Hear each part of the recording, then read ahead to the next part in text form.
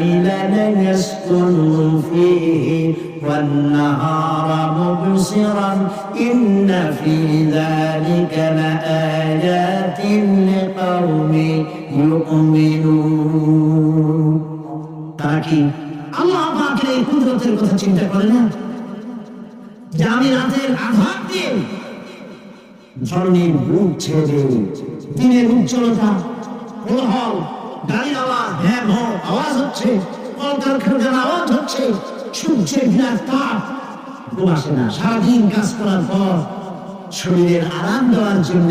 রাতের একটি কালো চাদর ঘুম করে আমি বিছায় দেই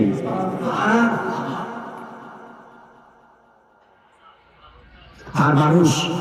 আরাম গ্রহণ করে শুধু মানুষ না সব প্রাণী আরাম গ্রহণ করে সুবহানাল্লাহ এবং এরপরে ধীরে আলো দিয়ে উদ্ভাসিত করি যেন বিশ্রামের পর